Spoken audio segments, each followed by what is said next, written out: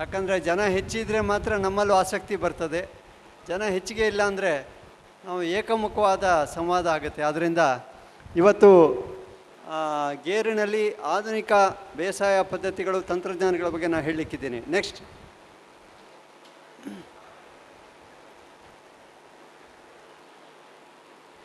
ನಮ್ಮ ಸಂಶೋಧನಾ ನಿರ್ದೇಶನಾಲಯ 1986ರಲ್ಲಿ NRCC ಅಂತ ಶುರುವಾಗಿ 2008ರಲ್ಲಿ ಗೇರು ಸಂಶೋಧನಾ ನಿರ್ದೇಶನಾಲಯವಾಗಿ ಅಪ್ಗ್ರೇಡ್ ಆಗಿ ಅಲ್ಲಿಂದ ಇಲ್ಲಿಯವರೆಗೆ ಹಲವಾರು ತಳಿಗಳನ್ನು, ತಂತ್ರಜ್ಞಾನಗಳನ್ನು ನಾವು ಬಿಡುಗಡೆ ಮಾಡಿದ್ದೇವೆ. ಅದರ ಬಗ್ಗೆ ಇವತ್ತು ನಾನು ಸಂಕ್ಷಿಪ್ತವಾಗಿ ಹೇಳ್ತೇನೆ.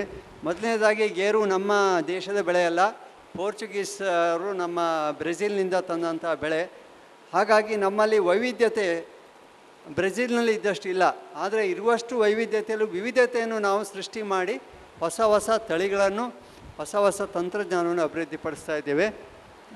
ನಮ್ಮ ನೋಡಲಿಕ್ಕೆ ಹೋಗೋದಾದರೆ ನಮ್ಮ ದೇಶ ಪ್ರಮುಖ ಗೋಡಂಬಿ ಬೆಳೆಯುವ ದೇಶಗಳಲ್ಲಿ ಒಂದಾಗಿದೆ. ಅದರಿಗೆ ಮೊದಲನೇ ಸ್ಥಾನವನ್ನು ನಾವು ಹೇಳಿದಾಗೆ ನಿಮ್ಮ ವೆಸ್ಟ್ ಆಫ್ರಿಕಾ ಬರ್ತದೆ. ಆಮೇಲೆ ಎರಡನೇದರಲ್ಲಿ ಈಗ ಇತ್ತೀಚೆಗೆ ಸ್ವಲ್ಪ ಕ್ಯಾಂಬೋಡಿಯಾ ಮುಂದಕ್ಕೆ ಬರ್ತಾ ಇದೆ. ಆದರೆ ನಮ್ಮ ದೇಶ ಮುಂಚಿಂದಲೂ ಅತಿ ಹೆಚ್ಚಿನ ಗೋಡಂಬಿ ಬೆಳೆಯುವ ದೇಶವಾಗಿತ್ತು.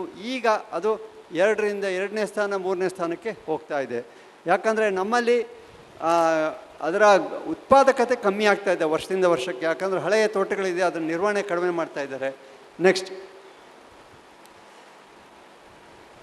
ಈ ಉತ್ಪಾದಕತೆ ಯಾಕೆ ಕಡಿಮೆ, ಉತ್ಪಾದನೆ ಯಾಕೆ ಕಡಿಮೆ ಅನ್ನೋದಕ್ಕೆ ನಾವು ಏನೇನು ಕಾರಣ ಅನ್ನೋದನ್ನು ನಾವು ಹೇಳಿದ್ದೇನೆ. ಒಂದನೇದಾಗಿ ನಾವು ಅದಕ್ಕೆ ಜಾಸ್ತಿ ಗಮನ ಕೊಡೋದಿಲ್ಲ. ಗೇರು ತೋಟಕ್ಕೆ 35 ವರ್ಷಕ್ಕಿಂತ ಹಳೆಯ ತೋಟಗಳು ನಮ್ಮಲ್ಲಿ ಒಂದು 40% ನಮ್ಮ ದೇಶದಲ್ಲಿ. ಪೋಷಕಾಂಶ ಅಂತೂ ಹೆಚ್ಚಿನವರು ಹಾಕೋದೇ ಇಲ್ಲ. ಮಳೆ ಏನು ಬರ್ತದೆ ಅದೇ ನೀರು. ಹಾಗೆ ಮಣ್ಣು ನೀರಿನ ನಿರ್ವಹಣೆ ಅಂತೂ ನಾವು ಮಾಡೋದೇ ಇಲ್ಲ ನಮ್ಮ ದೇಶದಲ್ಲಿ, ಬಹಳ ಕಡಿಮೆ. ಮೌಲ್ಯವರ್ಧನೆ ಕುರಿತು ನಮಗೆ ಅರಿವಿಲ್ಲ. ಈಗ ನೋಡಿ, 1 kg ಬೀಜಕ್ಕೆ ಸುಮಾರು 8 kg ಅಷ್ಟು ಹಣ್ಣುಗಳಾಗುತ್ತೆ. ಅದನ್ನು ನಾವು ಗಮನ ಕೊಡ್ತಾ ಇಲ್ಲ. ಅದು ಭೂಮಿಗೆ ಬಿದ್ದೆ ಹಾಳಾಗ್ತಾ ಇದೆ. ಇದರಿಂದಾಗಿ ನಮಗೇನಾಗ್ತದೆ, ನಮ್ಮ ಗೋಡಂಬಿ ತಿನ್ನುವವ್ರ ಸಂಖ್ಯೆ ಜಾಸ್ತಿ ಆಗ್ತಾ ಇದೆ, ಉತ್ಪಾದನೆ ಮಾಡುವವರು ಕಡಿಮೆ ಆಗ್ತಾ ಇದ್ದಾರೆ. ಹಾಗಾಗಿ ನಾವು ಆಮದು ಮಾಡ್ತಾ ಇದ್ದೇವೆ. ನೆಕ್ಸ್ಟ್, ಇದು ನಮ್ಮ ಸುಮಾರು ಈಗೀಗ 12 ಲಕ್ಷ ಹೆಕ್ಟೇರ್ ತನಕ ನಾವು ಹೋಗಿದ್ದೇವೆ ವಿಸ್ತೀರ್ಣದಲ್ಲಿ. ಆದರೆ ಅದರ ಉತ್ಪಾದನೆ ಮಾತ್ರ ನಾವು ಹತ್ರ 8 ಲಕ್ಷ ಟನ್ಗಳಷ್ಟು ಉತ್ಪಾದನೆ ಮಾಡ್ತಾಯಿದ್ದೇವೆ. ನಮ್ಮ ಕಾರ್ಖಾನೆಗಳಿಗೆ ಸುಮಾರು 20 ಲಕ್ಷ ಟನ್ ಬೇಕಾಗ್ತಾ ಇದೆ. ಹಾಗಾಗಿ ಉಳಿದ 12 ಲಕ್ಷ ಟನ್ನನ್ನು ನಾವು ಆಮದು ಮಾಡ್ತಾ ಇದ್ದೇವೆ. ನೆಕ್ಸ್ಟ್, ಗೇರಿನ ಬೇಸಾಯದಲ್ಲಿ ಮುಖ್ಯವಾದ ವಿಚಾರ ಅಂದರೆ ನಾವು ಆರಿಸುವಂಥ ಮಣ್ಣು, ಅದರ ನಿರ್ವಹಣೆ ಹೇಗೆ ಮಾಡ್ತೀವಿ, ಯಾವ ಸ್ಥಳದಲ್ಲಿ ಬೇಸಾಯ ಮಾಡ್ತೀವಿ, ಭೂಮಿಯನ್ನು ಯಾವ ಥರದಲ್ಲಿ ಸಿದ್ಧತೆ ಮಾಡ್ತೀವಿ, ಮತ್ತು ಯಾವ ಥರದಲ್ಲಿ ಕಸಿ ಗಿಡದ ಆಯ್ಕೆಯನ್ನು ನಾವು ಮಾಡ್ತೀವಿ. ಹಾಗೆ ಅದರ ಮೇಲ್ಛಾವಣಿಯ ನಿರ್ವಹಣೆ, ಇದು ಭಾಳ ಮುಖ್ಯ. ಯಾಕಂದರೆ ಗೋಡಂಬಿಗೆ ಬೆಳಕು, ಗಾಳಿ ಭಾಳ ಮುಖ್ಯ. ಸೂರ್ಯನ ಬೆಳಕು ಬಿದ್ದಷ್ಟು ಅದರಲ್ಲಿ ಇಳುವರಿ ಜಾಸ್ತಿ ಬರ್ತದೆ. ಹಾಗಾಗಿ ಮೇಲ್ಛಾವಣಿ ನಿರ್ವಹಣೆ ಭಾಳ ಮುಖ್ಯ. ನೆಕ್ಸ್ಟ್ ಇವೆಲ್ಲ ಗೊತ್ತಿರುವಂಥ ವಿಚಾರ. ಯಾವ ಮಣ್ಣಲ್ಲಿ ಬೆಳೀತದೆ, ಎಷ್ಟು ವಾತಾವರಣ ಇರಬೇಕು. ನಮ್ಮ ಈ ಕರಾವಳಿ ವಾತಾವರಣ ಭಾಳ ಸೂಕ್ತ ವಾತಾವರಣ ಆಗಿದೆ. ನೆಕ್ಸ್ಟ್, ಕೆಂಪು ಮಣ್ಣು, ರಸಸಾರ ಸುಮಾರು 5.5ರಿಂದ 7.5 ತನಕ ಹೋಗ್ಬೋದು. 7.5 ಮೇಲೆ ಹೋಗ್ಲಿಕ್ಕೆ. ನಮ್ಮ ಕರಾವಳಿಯ ಮಣ್ಣಿನ ರಸಸಾರ 6ರ ಒಳಗೆ ಇರ್ತದೆ. ಹಾಗಾಗಿ ಏನೂ ಸಮಸ್ಯೆ ಇಲ್ಲ. ನೀರು, ವಾಟರ್ ಟೇಬಲ್, ನೀರಿನ ಆಳ ಮತ್ತು ತುಂಬ ಆಳದಲ್ಲಿರಬೇಕು. ಮೇಲೆ ನೀರಿದ್ದರೆ ಅದರ ಬೇರಿಗೆ ಉಸಿರಾಡಲಿಕ್ಕೆ ಕಷ್ಟ ಆಗ್ತದೆ. ಮತ್ತು ಮರಳು ಮಣ್ಣು ಭಾಳ ಒಳ್ಳೆಯದು. ಆದರೆ ನಮ್ಮಲ್ಲಿ ಜಂಬಿಟ್ಟಿಗೆ ಮಣ್ಣಿದೆ. ನೆಕ್ಸ್ಟ್, ಹವಾಮಾನ, ನಮ್ಮಲ್ಲಿನ ಈ ಆರ್ದ್ರತೆ ಇರುವಂಥ ಹವಾಮಾನ ಅದಕ್ಕೆ ಸೂಕ್ತ ಅಂತ ನಾವು ಹೇಳ್ತೀವಿ. ಆದರೆ ಒಣ ಹವಾಮಾನ ಇರುವಂಥ ಚಿತ್ರದುರ್ಗ, ಆಮೇಲೆ ಕೊಪ್ಪಳ, ದಾವಣಗೆರೆ ಅಂಥ ಕಡೆಯಲ್ಲಿ ತುಂಬ ಚೆನ್ನಾಗಿ, ತುಮಕೂರು ಗೇರು ಬರ್ತಾ ಇದೆ. ನಮ್ಮಿಂದ ಹೆಚ್ಚಿಗೆ ಇಳುವರಿ ತೆಗಿತಾ ಇದ್ದಾರೆ. ಶೀತ ವಾತಾವರಣ ನಮ್ಮಲ್ಲಿ ಬರೋದೇ ಇಲ್ಲ ಬಿಡಿ. ಆದರೆ ನೀವು ಕೊಡಗಲ್ಲಿ ಗೋಡಂಬಿ ಹಾಕ್ಲಿಕ್ಕೆ ಹೋದರೆ ಗೋಡಂಬಿ ಬರೋದಿಲ್ಲ. ಸಂಪಾಜೆವರೆಗೆ ಬರ್ತದೆ. ಸಂಪಾಜೆಯಿಂದ ಮೇಲಕ್ಕೆ ಹೋದಾಗ ಅದಕ್ಕೆ ಶೀತ ಜಾಸ್ತಿ ಆಗ್ತದೆ. ಹಾಗಾಗಿ ಅದರಲ್ಲಿ ಹೂವು ಮತ್ತು ಹೂವಿನ ನಂತರ ಕಾಯಿ ಕಟ್ಟುವಿಕೆ ಆಗೋದಿಲ್ಲ. ನೆಕ್ಸ್ಟ್, ಈಗ ಅಂತರ, ಇದು ಭಾಳ ಮುಖ್ಯ. ಗೇರನ್ನು ನಾಟಿ ಮಾಡುವಾಗ ವಿವಿಧ ಅಂತರದಲ್ಲಿ ನಾವು ನಡುವುದಕ್ಕೆ ವಿವಿಧ ಉದ್ದೇಶಗಳಿದೆ. ನಾವು ದೂರ ದೂರ ಯಾಕೆ ನೆಡ್ತಾ ಇದ್ದೀವಿ ಅಂದರೆ, ಒಂದು ಮರ ಅಗಲವಾಗಿ ಹೋಗುವಂಥ ಗುಣ ಹೊಂದಿದರೆ ಆವಾಗ ನಾವು ದೂರ ದೂರ ನೆಡಬೇಕಾಗ್ತದೆ. ಈಗ ಕೆಲವೊಂದು ತಳಿಗಳು ನೀವೆಷ್ಟು ಅದನ್ನು ಚಾಟಣಿ ಮಾಡಿದರೂ, ಎಷ್ಟು ಪ್ರೂನಿಂಗ್ ಮಾಡಿದರೂ ಅದರಲ್ಲಿ ಮತ್ತೆ ಹೂ ಬರ್ತದೆ. ಅಂಥ ತಳಿಗಳು ನೀವು ಹತ್ರ ನೆಡಬಹುದು. ಹಾಗಾಗಿ ನೀವು ಯಾವ ತಳಿ ಆಯ್ಕೆ ಮಾಡಿದ್ದೀರಿ, ನಿಮ್ಮ ಮಣ್ಣಿನ ಫಲವತ್ತತೆ ಹೇಗಿದೆ ನೋಡಿಕೊಂಡು ನೀವು ಅಂತರವನ್ನು ಡಿಸೈಡ್ ಮಾಡಬೇಕಾಗತ್ತೆ. ಮಣ್ಣಿನ ಫಲವತ್ತತೆ ಕಮ್ಮಿ ಇದ್ದರೆ ನೀವು ಅಂತರ ಕಡಿಮೆ ಕೊಡ್ಬೋದು, ಹೇಗೂ ಪೋಷಕಾಂಶ ಕಮ್ಮಿ ಇರ್ತದೆ. ಆದರೆ ಫಲವತ್ತತೆ ಜಾಸ್ತಿ ಇದ್ದಾಗ ಅಂತರ ಕಡಿಮೆ ಕೊಟ್ಟರೆ ನಿಮಗೆ ಪ್ರೂನಿಂಗ್ ಜಾಸ್ತಿ ಮಾಡಬೇಕಾಗ್ತದೆ. ಯಾಕಂದರೆ ಫಲವತ್ತತೆ ಜಾಸ್ತಿ ಇದ್ದಾಗ ಗಿಡ ಹರಡೋದು ಜಾಸ್ತಿ, ಹರಡುವಿಕೆ ಜಾಸ್ತಿ ಆದಾಗ ನಿಮಗೆ ಅದರ ಮೇಲ್ಛಾವಣಿಯನ್ನು ನಿಯಂತ್ರಣ ಮಾಡೋದು ಕಷ್ಟ ಆಗ್ತದೆ. ಹಾಗೆ ಹತ್ರ ನೆಡುವುದಕ್ಕೆ ಅದಕ್ಕೆ ಬೇರೆ ತಳಿಗಳಿದೆ. ಈಗ VRI3 ಅಂತ ಒಂದು ತಳಿ ಇದೆ, ಮತ್ತು Selection 2 ಅಂತ ಒಂದಿದೆ. ಅದು ನೀವು ಚಾಟ್ನಿ ಮಾಡಿದಷ್ಟು ಅದರಲ್ಲಿ ಹೂವೇ ಬರ್ತದೆ ಹೊರತು ಬರೀ ಚಿಗುರು ಬಂದು ನಿಲ್ಲುವುದಿಲ್ಲ. ಆದರೆ ಭಾಸ್ಕರದಲ್ಲಿ ನೀವು ಹತ್ರ ಹೋಗ್ಲಿಕ್ಕೆ ಹೋಗಬೇಡಿ. ಭಾಸ್ಕರದಲ್ಲಿ ನೀವು ಚಾಟ್ನಿ ಜಾಸ್ತಿ ಮಾಡಿದಷ್ಟು ಅದರಲ್ಲಿ ಹೊಸ ಚಿಗುರು ಬಂದು ಉದ್ದ ಕಾಂಡ ಆಗ್ತದೆ ಹೊರತು ಹೂ ಬರುವ ಸಂಖ್ಯೆ ಕಡಿಮೆ. ಭಾಸ್ಕರದಲ್ಲಿ ಆದಷ್ಟು ಕಡಿಮೆ ಪ್ರೂನಿಂಗ್ ಮಾಡಬೇಕು. VRI3ಯಲ್ಲಿ ಎಷ್ಟು ಜಾಸ್ತಿ ಆಗ್ತದೋ ಅಷ್ಟು ಮಾಡಬೇಕು. ನೆಕ್ಸ್ಟ್, ಇವೆಲ್ಲ ನಾವು 3 ಅಡಿ ಆಳದ ಗುಂಡಿ ಬೇಕು ಅಂತ ಹೇಳ್ತೀವಿ. ಕೆಲವರು ಬರೀ ಅರ್ಧ ಅಡಿಗೆ ಮಾಡಿ ನೆಟ್ಟರೆ ಅದರಲ್ಲಿ ನಿಮಗೆ ಆಶಾದಾಯಕವಾಗಿ ಗಿಡದ ಬೆಳವಣಿಗೆ ಇರುವುದಿಲ್ಲ. ನೆಕ್ಸ್ಟ್, ಇದು ನಮ್ಮ ತಂತ್ರಜ್ಞಾನಗಳು. ಹೊಸದಾಗಿ ನಾವು ದೊಡ್ಡ ಬೀಜ ಬಿಡುವಂಥ ತಳಿಯನ್ನು ಸೃಷ್ಟಿ ಮಾಡಿದ್ದೇವೆ, ಸಣ್ಣ ಬೀಜ ಬಿಡುವಂಥ ತಳಿಯನ್ನು ಸೃಷ್ಟಿ ಮಾಡಿದ್ದೇವೆ. ಹಣ್ಣು ಹಾಗೂ ಬೀಜ ಎರಡಕ್ಕೂ ಉಪಯೋಗವಾಗುವಂಥ ತಳಿಗಳನ್ನು ಬಿಡುಗಡೆ ಮಾಡಿದ್ದೇವೆ. ನೇತ್ರ ಉಭಯ ಅಂತ ಹೇಳ್ತೀವಿ. ಈಗ ನೇತ್ರ ಜಂಬೋ 1, ಜಂಬೋ 2, ನೇತ್ರ ಗಂಗಾ ಇವೆರಡು ದೊಡ್ಡ ಬೀಜ ಬಿಡುವಂಥ ತಳಿ. ಹಾಗೆ ನೇತ್ರ ಉಭಯ ಹಣ್ಣು ಬೀಜ ಎರಡಕ್ಕೂ ಉಪಯೋಗ. ಹಣ್ಣಿನಲ್ಲಿ ಕನರಿನ ಅಂಶ ತೀರಾ ಕಡಿಮೆ. ನೀವು ಗೇರಿನ ಜ್ಯೂಸ್ ತೆಗಿಲಿಕ್ಕೆ, ಆಮೇಲೆ ಅದರಿಂದ ಮೌಲ್ಯವರ್ಧನೆ ಮಾಡಲಿಕ್ಕೆ ನೇತ್ರ ಉಭಯ ತಳಿಯಲ್ಲಿ ನಿಮಗೆ ಕನರು ಕಮ್ಮಿ ಇದೆ. ಭಾಸ್ಕರ ಎಲ್ಲರಿಗೂ ಗೊತ್ತಿರುವಂಥ ತಳಿ, ಹಲವಾರು ವರ್ಷಗಳಿಂದ ರೈತರ ಅಚ್ಚುಮೆಚ್ಚಿನ ತಳಿಯಾಗಿದೆ. ನಿಮಗೆ ಅದನ್ನು ಬಿಸಿಲು ಜಾಸ್ತಿ ಇದ್ದರೂ, ವಾತಾವರಣದಲ್ಲಿ ಮಣ್ಣಿನ ತೇವಾಂಶ ಕಮ್ಮಿ ಇದ್ದರೂ ಕೂಡ ಅದು ಸಹಿಸುವಂಥ ಗುಣ ಭಾಸ್ಕರದಲ್ಲಿದೆ. ಮತ್ತು ಅದರ ಬೀಜ ಭಾಳ ಆಕರ್ಷಕವಾಗಿದೆ, ಬೀಜದಲ್ಲಿ ಸ್ಪಾಟ್ ಕಡಿಮೆ, ಮತ್ತು ಹಣ್ಣು ಕೂಡ ಮೌಲ್ಯವರ್ಧನೆಗೆ ಭಾಳ ಸೂಕ್ತ. ಯಾಕಂದರೆ ಹಣ್ಣಿನ ಸಿಪ್ಪೆ ಇದೆಯಲ್ಲ, ಹೊರಗಿನ ಹಣ್ಣಿನ ಹೊರಮೈ ಭಾಗ ಅದು ಬೇಗ ಪೆಟ್ಟಾಗಿ ಹಾಳಾಗೋದಿಲ್ಲ. ಹಾಗಾಗಿ ಭಾಸ್ಕರ ತಳಿ ಈಗ ಭಾಳ ಪ್ರಚಾರದಲ್ಲಿರುವಂಥ ತಳಿ. ಉಳಿದವೆಲ್ಲ ಹೊಸ ತಳಿಗಳು. ನೆಕ್ಸ್ಟ್, ಇದು ಇತ್ತೀಚೆಗೆ ಈ ವರ್ಷ ಬಿಡುಗಡೆ ಮಾಡಿದಂಥ ತಳಿ ನೇತ್ರ ಸಮೃದ್ಧಿ ಅಂತ. ಸಮೃದ್ಧಿ ಅಂತ ಯಾಕೆ ಹೆಸರಿಟ್ಟಿದ್ದು ಅಂದರೆ ಭಾಳ ವಿಪುಲವಾಗಿ ಬಿಡುತ್ತದೆ, ಸಮೃದ್ಧವಾಗಿ ಬೀಜ ಬಿಡ್ತದೆ, ಇಳುವರಿ ತುಂಬ ಜಾಸ್ತಿ ಇದೆ. ಮತ್ತು ಇನ್ನೊಂದು ಏನಂದ್ರೆ ಅದರದ್ದು ಗುಣ ಅಂದರೆ, ಚಹಾ ಸೊಳ್ಳೆ ಬಾಧೆ ಆದಾಗ ಯಾವ ಚಿಗುರು ಒಣಗೋಗಿರ್ತದಲ್ಲ, ಆ ಚಿಗುರಿನ ಕೆಳಗಿಂದ ಇನ್ನೊಂದು ಚಿಗುರು ಬಂದು ಅದರಲ್ಲಿ ಹೂ ಬಿಡ್ತದೆ. ಆ ಗುಣ ಈ ತಳಿಯಲ್ಲಿದೆ. ಈ ಥರ ಕೀಟ ಬಾಧೆಯ ಸಹಿಷ್ಣು ಗುಣ ನೇತ್ರ ಸಮೃದ್ಧಿಯಲ್ಲಿದೆ. ಹಾಗಾಗಿ ಮುಂದಿನ ದಿನಗಳಲ್ಲಿ ಇದು ಒಂದು ಬಹಳ ಬೆಳೆಯಲ್ಲಿ ಸಮೃದ್ಧಿ ತರುವಂಥ ತಳಿ ಅಂತ ಹೇಳಲಿಕ್ಕೆ ಇಷ್ಟಪಡ್ತೇನೆ. ನೆಕ್ಸ್ಟ್, ನಟ್ಟ ನಂತರ ನಿರ್ವಹಣಾ ಕ್ರಮ ನಿಮ್ಗೆ ಗೊತ್ತೇ ಇದೆ. ಕೆಲವರು ಏನು ಮಾಡ್ತಾರೆ, ಆ ಕಸಿ ಕಟ್ಟಿದ ಭಾಗದ ಕೆಳಗಡೆ ಬರುವಂಥ ಚಿಗುರನ್ನು ತೆಗೆಯುವುದಿಲ್ಲ, ಅದು ದೊಡ್ಡದಾಗ್ಲಿಕ್ಕೆ ಬಿಡ್ತಾರೆ. ಆವಾಗ ಏನಾಗ್ತದೆ, ಬೇರೆ ಗಿಡವೇ ನಿಮ್ಮ ಮುಖ್ಯ ಗಿಡಕ್ಕಿಂತ ಮೇಲಕ್ಕೆ ಹೋಗಿ ನಿಮ್ಗೆ ಅದರಲ್ಲಿ ನಿಜವಾದ ತಾಯಿ ಗಿಡದ ಗುಣ ಸಿಗೋದಿಲ್ಲ. ಅದು ಮಾಡ್ತಾ ಇರಬೇಕು. ಸುಮಾರೊಂದು 3 ಅಡಿಯವರೆಗೆ ಯಾವುದೇ ಅಡ್ಡರೆಂಬೆಗಳು ಹೋಗಬಾರ್ದು. ಆ ನಂತರ ನೀವು ಮೇಲ್ಛಾವಣಿಯನ್ನು ರೂಪಣೆ ಮಾಡಬೇಕು. ಅದೇ ಹೈ ಡೆನ್ಸಿಟಿ ನೀವು ಹೋಗ್ತಾ ಇದ್ದೀರಿ ಅಂದರೆ ನೀವು 2.5 ಅಡಿಗೆ ಮುಖ್ಯ ರೆಂಬೆಯನ್ನು ಹರಡ್ಲಿಕ್ಕೆ ಬಿಡ್ಬೋದು. ನೆಕ್ಸ್ಟ್, ಇದು ಆಕಾರ ಕೊಡುವಂಥ ವಿಧಾನ. ನೆಕ್ಸ್ಟ್, ರಸಗೊಬ್ಬರ ನಿರ್ವಹಣೆ. ಒಂದು 750 ಗ್ರಾಮ್ ಸಾರಜನಕ, 125 ರಂಜಕ, ಪೊಟ್ಯಾಷ್ ಅಂತ ಹೇಳ್ತೀವಿ. ಅದನ್ನು ವರ್ಷವಾರಿ ಎಷ್ಟು ಕೊಡಬೇಕನ್ನೋದನ್ನು ಈ ಕೋಷ್ಟಕದಲ್ಲಿ ಕೊಟ್ಟಿದ್ದೀವಿ. ಆ ಮಾಹಿತಿ ನಿಮ್ಗೆ ಎಲ್ಲ ಕಡೆ ಸಿಗ್ತಾ ಇದೆ. ಆದರೆ ನಿಮ್ಗೆ ಇನ್ನೊಂದು, ಈ ರಸಗೊಬ್ಬರ ಕೊಡುವಲ್ಲಿ 2 ವಿಧಾನ ಇದೆ. ಒಂದು ಮಣ್ಣಿಗೆ ಹಾಕೋದು, ಇನ್ನೊಂದು ರಸಾವರಿ ಅಥವಾ ಫರ್ಟಿಗೇಷನ್ ಮೂಲಕ ಕೊಡುವಂಥದ್ದು. ಫರ್ಟಿಗೇಷನ್ ಮೂಲಕ ನೀವು ಕೊಡೋದಿದ್ದರೆ ಈ ಫರ್ಟಿಲೈಸರ್ ಡೋಸೇಜನ್ನು 50% ಕಮ್ಮಿಗೊಳಿಸ್ಬೋದು. ಯಾಕಂದರೆ ಅದು ಲಭ್ಯವಾಗುವ ಪ್ರಮಾಣ ಫರ್ಟಿಗೇಷನ್ ಮೂಲಕ ಜಾಸ್ತಿ. ನೆಕ್ಸ್ಟ್,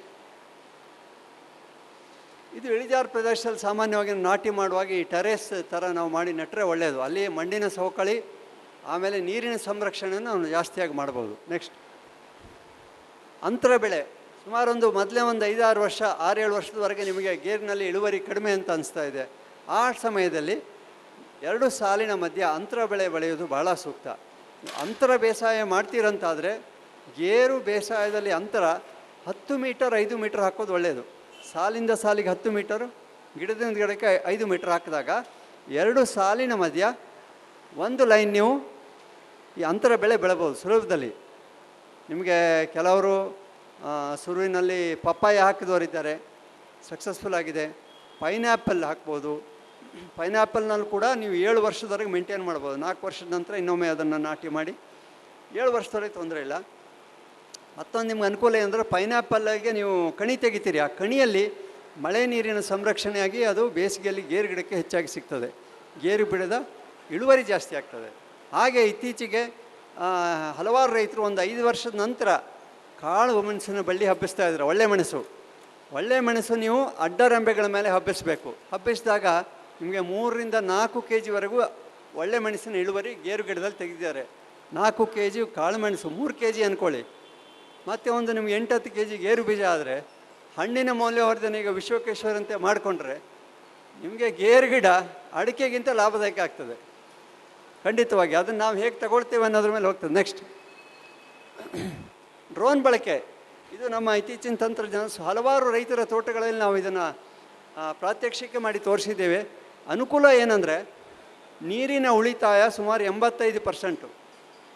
ನಿಮಗೆ 1 ಎಕರೆ ವಯಸ್ಕ ತೋಟಕ್ಕೆ 300 ಲೀಟ್ರ್ ಹೊಡಿಬೇಕಂತಾದರೆ ಸ್ಪ್ರೇ ಮಾಡುವಾಗ ಇದರಲ್ಲಿ ನಿಮಗೆ ಬರೀ 30 ಲೀಟ್ರಲ್ಲಿ ಹೊಡಿಬೋದು. ಇಡೀ ಎಕರೆ ಕವರ್ ಆಗ್ತದೆ. ಆಮೇಲೆ ಔಷಧಿಯ ಪ್ರಮಾಣ, ಕೀಟನಾಶಕದ ಪ್ರಮಾಣ 50% ಕಮ್ಮಿ ಸಾಕು ಡ್ರೋನ್ ಸ್ಪ್ರೇಯಲ್ಲಿ. ಮತ್ತು ಲಘು ಪೋಷಕಾಂಶ ಸ್ಪ್ರೇ ಮಾಡಬೇಕಾದ್ರೆ ಡ್ರೋನ್ ಬಹಳ ಉಪಯುಕ್ತ. ನಮ್ಮ ಸಂಸ್ಥೆಯಿಂದ ಲಘು ಪೋಷಕಾಂಶ ಒಂದು ಫಾರ್ಮುಲಾ ತಯಾರು ಮಾಡಿದ್ದೇವೆ, ಕ್ಯಾಶು ಸ್ಪೆಷಲ್ ಅಂತ. ಅದನ್ನು ನೀವು ಹೊಡೆದಾಗ ಸುಮಾರು 25% ಹೆಚ್ಚಿನ ಇಳುವರಿಯನ್ನು ನಾವು ಕಂಡುಕೊಂಡಿದ್ದೇವೆ ರೈತರ ತೋಟದಲ್ಲೇ. ಬೇರೆ ಬೇರೆ ಕಡೆ ಹೊಡೆದಿದ್ದೇವೆ. ದಕ್ಷಿಣ ಕನ್ನಡ ಇರ್ಬೋದು, ಗದಗ ಇರ್ಬೋದು, ಶಿವಮೊಗ್ಗ ಇರ್ಬೋದು, ಬೇರೆ ಬೇರೆ ಕಡೆಯಲ್ಲಿ ಹೊಡೆದು 25% ಹೆಚ್ಚಿನ ಇಳುವರಿನೂ ಸಸ್ಯ ಪೋಷಕಾಂಶ ಅದನ್ನು ಡ್ರೋನ್ ಮೂಲಕ ಹೊಡೆದಾಗ. ನಮ್ಮ ಸುಭಾಷ್ ರೈಗಳಿದ್ದಾರೆ, ಅವರ ತೋಟದಲ್ಲೇ ನಾವು ಡ್ರೋನ್ ಮೂಲಕ ಹೊಡೆದು ಪ್ರಾತ್ಯಕ್ಷಿಕೆ ಮಾಡಿದ್ದೇವೆ. ಅವರು ಹೇಳಲಿಕ್ಕಿದ್ದಾರೆ. ನೆಕ್ಸ್ಟ್, ಬಾಧೆಗಳು. ಕೀಟ ಬಾಧೆ ಜಾಸ್ತಿ, ರೋಗ ಬಾಧೆ ಸದ್ಯಕ್ಕೆ ಈಗ ಕಮ್ಮಿ, ಮುಂದೆ ಬರ್ಬೋದು. ಅದರಲ್ಲಿ ಚಹಾ ಸೊಳ್ಳೆ ಮತ್ತು ಕಾಂಡ ಮತ್ತು ಬೇರು ಕೊರಕ ಬಹಳ ಮುಖ್ಯವಾದ ಕೀಟಗಳು. ಚಹಾ ಸೊಳ್ಳೆ ಯಾವಾಗ ಬರ್ತದೆ? 3 ಹಂತದಲ್ಲಿ. ಒಂದು ಚಿಗುರು ಬರುವಾಗ, ಇನ್ನೊಂದು ಹೂ ಬಿಟ್ಟಾಗ ಮತ್ತು ಕಾಯಿ ಕಟ್ಟಿದಾಗ. ಆ ಸಮಯದಲ್ಲಿ ನೀವು ಸಿಂಪಡಣೆ ಮಾಡಿದರೆ, ನಾವು ಮೊದಲ ಸ್ಪ್ರೇ ಕರಾಟೆ ಅಂತ ಹೇಳ್ತೀವಿ. ಕರಾಟೆ ಹೊಡೆದು ಆಮೇಲೆ ಹೂ ಬಿಟ್ಟಾಗ ಥಯಾಮಿಥಾಕ್ಸಮ್ ಅಂತ ಒಂದಿದೆ, ಇಲ್ಲ ಎಸಿಟಮಾಪ್ರಿಡ್ ಅಂತಿದೆ, ಅದನ್ನು ಹೊಡಿಬೇಕು. ಮತ್ತು ಕಾಯಿ ಕಚ್ಚಿದ ನಂತರ ಮತ್ತೆ ಕರಾಟೆ ಹೊಡಿಬೋದು. ಹಾಗೆ ಒಂದೇ ಥರದ ಕೀಟನಾಶಕ ಒಟ್ಟೊಟ್ಟಿಗೆ ಹೊಡಿಬಾರ್ದು, ಒಂದಾದ ಮೇಲೆ ಒಂದು ಬದಲಾವಣೆ ಮಾಡಬೇಕು. ಆಮೇಲೆ ಕಾಂಡ ಕೊರಕ ಹುಳ ಬಂದಾಗ ನಮಗೇನೆಂದರೆ ಗಿಡದಲ್ಲಿ ಒಂದು ಅಂಟು ಅಥವಾ ಗೋಂದು ಬರ್ತದೆ, ಮರದ ಹುಡಿ ಬೀಳ್ತದೆ. ಅದು ನೋಡಿದ ಕೂಡಲೇ ಅದ್ರಲ್ಲಿ ಕಾಂಡ ಕೊರಕ ಇದೆ ಅಂತ ನಮ್ಗೆ ಗೊತ್ತಾಗ್ತದೆ. ಹಾಗೆ ಎಲೆಗಳು ನಿಧಾನ ಹಳದಿ ತಿರುಗಲಿಕ್ಕೆ ಶುರುವಾಗ್ತದೆ.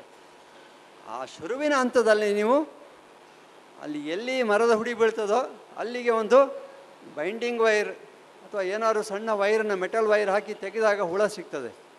ನಂತರ ನೀವು ಆ ಕಾಂಡಕ್ಕೆ ಕ್ಲೋರೋಪೈರಿಫಾಸ್ ಅಂತ ಒಂದು ದ್ರಾವಣ ಇದೆ, ಅದನ್ನು 1 ಲೀಟ್ರಿಗೆ 10 ml ವರೆಗೂ ಹೋಗ್ಬೋದು, ಹಾಕಿ ಹೊಡಿಬೇಕು. ಇಲ್ಲ ಪ್ರೊಫೆನಫಾಸ್ ಅಂತ ಇನ್ನೊಂದು ಹೊಸದು ಬಂದಿದೆ, ಫಿಪ್ರೋನಿಲ್ ಅಂತ ಬಂದಿದೆ. ಫಿಪ್ರೋನಿಲ್ಲನ್ನು ಸುಮಾರು 2 ml ವರೆಗೆ ಹೋಗ್ಬೋದು 1 ಲೀಟ್ರಿಗೆ. ಕರಗಿಸಿ ಕಾಂಡದ ಬುಡಕ್ಕೆ ಬೆಳೆದು ಮರದ ಸುತ್ತಲೂ ಚೆನ್ನಾಗಿ ತೊಯ್ಯುವಂತೆ ಆ ಔಷಧಿಯನ್ನು ಹಾಕಬೇಕು. ಆಗ ನಿಮಗೆ ಈ ಕಾಂಡ ಮತ್ತು ಬೇರು ಕೊರಕ ಹುಳದ ನಿಯಂತ್ರಣವನ್ನು ಮಾಡಬಹುದಾಗಿದೆ. ನೆಕ್ಸ್ಟ್ ಇದೇ ನಿಮ್ಮ ಕಾಂಡ ಕೊರಕ ಬಂದಾಗ ಈ ಥರ ಕಾಣಿಸ್ತದೆ ಮರದಲ್ಲಿ. ನೆಕ್ಸ್ಟ್, ಕಟಾವು ನಿಮ್ಮ 3ನೇ ವರ್ಷದಿಂದ ಶುರುವಾಗ್ತದೆ. ನಿಮ್ಮ high density, ultra high density ಮಾಡಿದಾಗ 2ನೇ ವರ್ಷದಿಂದನೇ ತಗೊಳ್ಬೋದು. 3ನೇ ವರ್ಷದಲ್ಲಿ ನಾರ್ಮಲ್ ಡೆನ್ಸಿಟಿ ಅಂದರೆ ದೂರ ಇಟ್ಟಾಗ ನಿಮ್ಗೆ ಅರ್ಧ kg ಆದರೂ ಕೊಡಬೇಕು. ಅದು 1.5 kg 2 kg ವರೆಗೆ ತೆಗೆದವರು ಇದ್ದಾರೆ. ಹಾಗೆ ನಿಮ್ಮ ಹೈ ಡೆನ್ಸಿಟಿಯಲ್ಲಿ 2ನೇ ವರ್ಷದಿಂದನೇ ಒಂದು 1/4 kg ಅರ್ಧ kg ಸಿಗ್ತದೆ. ಅದರಲ್ಲಿ ಏನು ನಿಮಗೆ ಅನುಕೂಲ ಅಂದರೆ ಮೊದಲನೇ ಒಂದು 5 ವರ್ಷದಲ್ಲಿ ಹೆಚ್ಚಿನ ಉತ್ಪಾದಕತೆಯನ್ನು ಹೈ ಡೆನ್ಸಿಟಿಯಲ್ಲಿ ಪಡಿಬೋದು. ಆದರೆ ಸಾಮಾನ್ಯ ಅಂತರದಲ್ಲಿ ನಿಮಗೆ 35 ವರ್ಷದವರೆಗೆ ಒಂದು ಪ್ಲಾಂಟೇಷನನ್ನು ಆರಾಮಾಗಿ ಮೇಂಟೈನ್ ಮಾಡಿ ಇರ್ಬೋದು. ನೆಕ್ಸ್ಟ್, ಇವು ನಮ್ಮ ಇತ್ತೀಚಿನ ತಳಿಗಳು. ಇದರದ್ದು ಮುಖ್ಯ ವಿಚಾರ ಏನಂದರೆ ಒಂದೊಂದು ಬೀಜ 12 ಗ್ರಾಮ್ ತೂಗ್ತದೆ. ನಿಮಗೆ ಆಳಿನ ಮಜೂರಿಯಲ್ಲಿ 50% ಉಳಿತದೆ.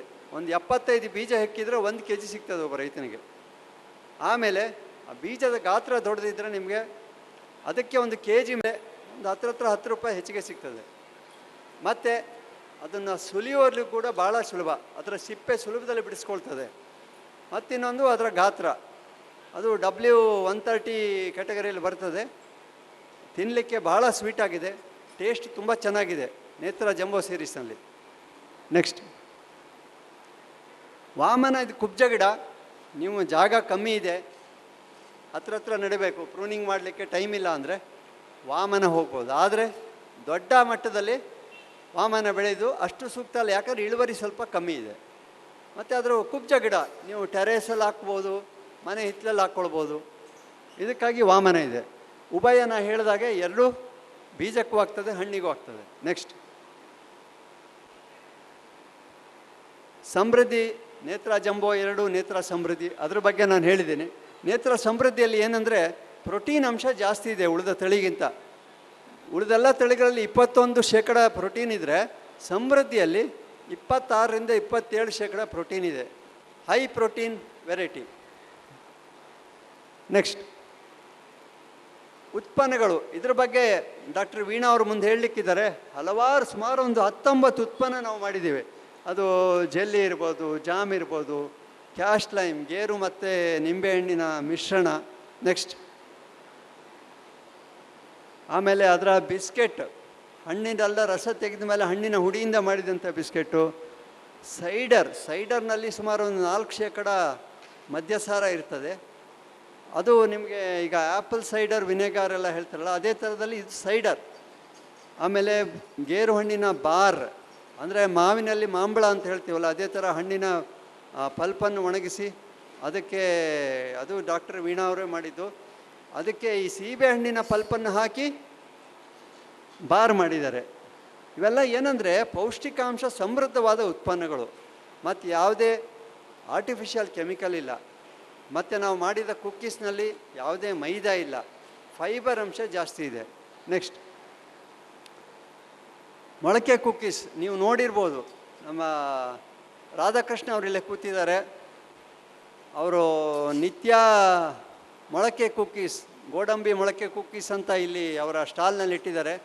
ಇದು ನಮ್ಮ ತಂತ್ರಜ್ಞಾನ. ಮಫಿನ್ ಕೂಡ ರಾಧಾಕೃಷ್ಣ ಅವರ ಸ್ಟಾಲ್ನಲ್ಲಿ ನೀವು ನೋಡ್ಬೋದು. ಅದು ಕೂಡ ಅದರಲ್ಲಿ ಯಾವುದೇ ಮೈದಾ ಅಂಶ ಇಲ್ಲ, ಫೈಬರ್ ಅಂಶ ಹೆಚ್ಚಿಗೆ ಇದೆ. ಅದರಲ್ಲಿ ಎಗ್ ಹಾಕಿಲ್ಲ, ಮೊಟ್ಟೆ ಇಲ್ಲ. ಪ್ರಾಶ್ ಅಂದರೆ ನೀವು ಚವನ್ಪ್ರಾಶ ಕೇಳಿದಾರೆ, ಅದೇ ಥರ ಗೇರು ಹಣ್ಣಿಂದ ಔಷಧಿಯುಕ್ತ ಒಂದು ಉತ್ಪನ್ನವನ್ನು ತಯಾರಿಸಿದ್ದೇವೆ. ಆದರೆ ಚವನ್ಪ್ರಾಶಕ್ಕಿಂತ ಇದು ಪ್ಯೂರ್ ಆಗಿದೆ. ನೆಕ್ಸ್ಟ್, ಬೆಲ್ಲವನ್ನು ಕೂಡ ನೀವು ನೋಡಿದ್ದೀರಿ ರಾಧಾಕೃಷ್ಣ ಅವರ ಸ್ಟಾಲಲ್ಲಿ. ಇದು ತುಂಬ ಔಷಧಿಯುಕ್ತವಾದ ಬೆಲ್ಲ. ನಿಮ್ಮ ಮಾಮೂಲಿ ಕಬ್ಬಿನ ಬೆಲ್ಲದಲ್ಲಿ ಈ ಗ್ಲೈಸಿಮಿಕ್ ಇಂಡೆಕ್ಸ್ ಏನಿರ್ತದೆ ಅದು 85 ಇದ್ದರೆ ಇದರಲ್ಲಿ ಬರೀ 57 ಇದೆ. ಹಾಗಾಗಿ ಡಯಾಬಿಟಿಸ್ ಇರುವವರು ಕಬ್ಬಿನ ಬೆಲ್ಲದ ಬದಲು ಈ ಬೆಲ್ಲವನ್ನು ಸೇವಿಸ್ಬೋದು. ಮತ್ತು ವಿಟಮಿನ್ ಸಿ ಅಂಶ ಸಮೃದ್ಧವಾಗಿದೆ, ಕಬ್ಬಿಣದ ಅಂಶ ತುಂಬ ಆಗಿದೆ. ಹೆಚ್ಚಿನವರಿಗೆ ಕಬ್ಬಿಣದ ಕೊರತೆ ಬರ್ತಾ ಇದೆ ಈಗ, ಸ್ಪೆಷಲಿ ಹೆಂಗಸರಲ್ಲಿ. ಅದರಿಂದ ಆಯಾಸ ಆಗೋದು, ನಿತ್ರಾಣ ಬೇರೆ ಬೇರೆ ಆಗ್ತದೆ. ಅದಕ್ಕೆ ಈ ಬೆಲ್ಲ ಬಹಳ ಉತ್ತಮವಾದ ಔಷಧಿ. ಮತ್ತು ಗೇರು ಎಲೆಯಿಂದ ಚಹಾ ಮಾಡಿದ್ದೇವೆ. ನೀವು ಗ್ರೀನ್ ಟೀ ಎಲ್ಲ ಏನು ಕರಿತೀರಲ್ಲ, ಅದು ಗೇರಿನ ಚಹಾ ಇನ್ನೂ ಪೌಷ್ಟಿಕಾಂಶದ ಆಗರ ಜಾಸ್ತಿ ಇದೆ ಇದರಲ್ಲಿ, ಅದನ್ನು ಕೂಡ ನಾವು ಮಾಡಿದ್ದೇವೆ. Next, healthy bite. ಇದಕ್ಕೆ ಯಾವುದೇ ಶುಗರ್ ಹಾಕಿಲ್ಲ. ಈ ಡ್ರೈ ಫ್ರೂಟ್ಸಿನ ಒಂದು ಬರ್ಫಿ, ಇನ್ನೊಂದು ಮಿಲ್ಕ್ ಡಿಲೈಟ್, ಹಾಲಿನ ಬರ್ಫಿ. ನೆಕ್ಸ್ಟ್, ಹಲವಾರು ಯಂತ್ರೋಪಕರಣಗಳನ್ನು ಕೂಡ ನಾವು ತಯಾರು ಮಾಡಿದ್ದೇವೆ. ಗೇರು ಸಂಸ್ಕರಣೆಗೆ ಉಪಯೋಗವಾಗುವಂಥ ಯಂತ್ರೋಪಕರಣ. ಅದರಲ್ಲಿ ಒಂದನೇದಾಗಿ ರೊಟೇಟಿಂಗ್ ಡ್ರಮ್ ಟೈಪ್ ರೋಸ್ಟಿಂಗ್, ಅಂದರೆ ಡ್ರಮ್ ರೋಸ್ಟಿಂಗ್ನಲ್ಲಿ ಉಪಯೋಗವಾಗುವಂಥ ಯಂತ್ರ ಇದು. ಇನ್ನೊಂದು ಬೀಜದ ಗ್ರೇಡಿಂಗ್ ಮಾಡಲಿಕ್ಕೆ ಮತ್ತೊಂದು ಆಫ್ಟರ್ ಗ್ಯಾಸಿಫೈಯರ್ ಅಂತ ಗೇರಿನ ಸಿಪ್ಪೆಯನ್ನು ಉಪಯೋಗಿಸ್ಕೊಂಡು ಅದನ್ನೇ ಉರುವಲಾಗಿ ಉಪಯೋಗಿಸಿ ತಯಾರು ಮಾಡುವಂಥ ಯಂತ್ರ ಇದು. ನೆಕ್ಸ್ಟ್ ಇನ್ನೊಂದು ನಾವು ಅದನ್ನು ಬೀಜ ಒಣಗಿಸ್ಲಿಕ್ಕೆ ಟ್ರೇ ಡ್ರೈಯರ್ ತಂತ್ರಜ್ಞಾನ ಮಾಡಿದ್ದೇವೆ. ಆಮೇಲೆ radial arm type shelling machine ಅದು ಕೂಡ ನಮ್ಮ ತಂತ್ರಜ್ಞಾನ. ರಸ ತೆಗೆಯುವಂಥ ಹೈಡ್ರಾಲಿಕ್ ಪ್ರೆಸ್ ಮಿಷನ್ ತಯಾರು ಮಾಡಿದ್ದೇವೆ. ನೆಕ್ಸ್ಟ್ ಇನ್ನೊಂದು ಹಣ್ಣಿಂದ ಬೀಜ ಬಿಡಿಸುವಂಥದ್ದು ಭಾಳ ತ್ರಾಸದಾಯಕವಾದ ಒಂದು ಕೆಲಸ. ಅದನ್ನು ಸರಳಗೊಳಿಸಲಿಕ್ಕೋಸ್ಕರ ನಾವು 3 ಥರದ ಯಂತ್ರ ಮಾಡಿದ್ದೀವಿ. Manual, semi automatic and fully automatic. Fully automatic ಯಂತ್ರದಲ್ಲಿ 1 ಗಂಟೆಗೆ ಸುಮಾರು ಒಂದು 300 kg ಹಣ್ಣಿಂದ ಬೀಜವನ್ನು ಬೇರೆ ಬಿಡಿಸ್ಬೋದಾಗಿದೆ. ಇದರಲ್ಲಿ ಮಾತ್ರ ನಿಮಗೆ 99% ಅಕ್ಯುರೇಸಿ ಇದೆ. ಬೀಜಕ್ಕೆ ಯಾವುದೇ ಡ್ಯಾಮೇಜ್ ಆಗೋದಿಲ್ಲ. ಮತ್ತು ಒಂದು ಕಡೆಯಲ್ಲಿ ಜ್ಯೂಸ್ ಬರ್ತದೆ, ಒಂದು ಕಡೆಯಲ್ಲಿ ಪಲ್ಪ್ ಸಿಗುತ್ತೆ, ಇನ್ನೊಂದು ಕಡೆಯಲ್ಲಿ ಬೀಜ ಬರ್ತದೆ. ನೆಕ್ಸ್ಟ್ ಇದು ತೇವಾಂಶ ಮಾಪಕ ಬಹಳ ಮುಖ್ಯ.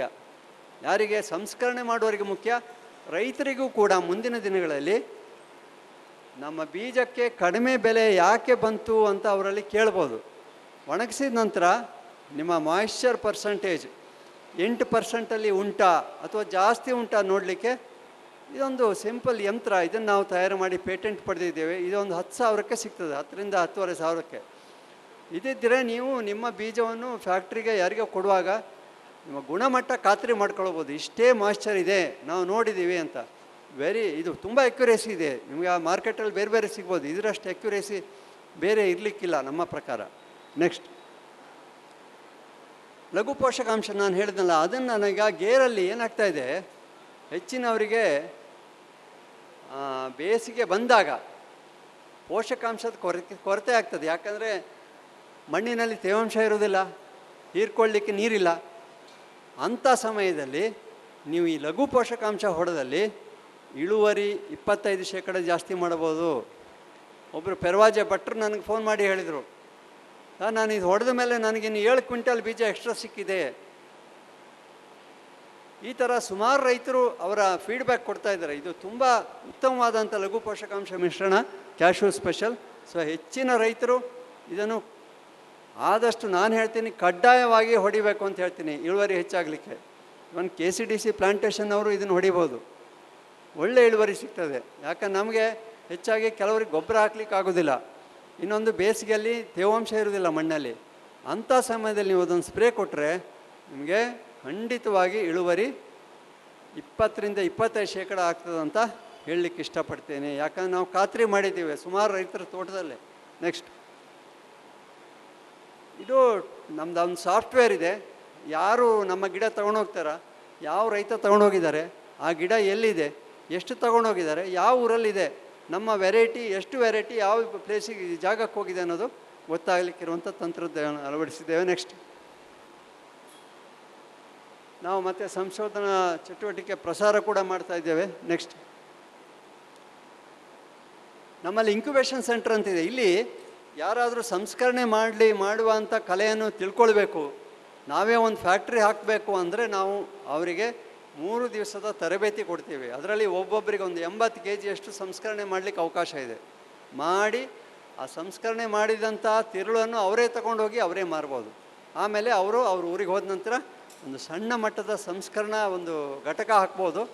ಘಟಕ ಹಾಕಿದ ನಂತರ ಕೂಡ ಅವರಿಗೆ ಏನಾದರೂ ಸಮಸ್ಯೆ ಬಂದರೆ ನಾವು ಅವರಿಗೆ ಕನ್ಸಲ್ಟೆನ್ಸಿ ಕೊಡ್ತೀವಿ, free of cost up to 1 year.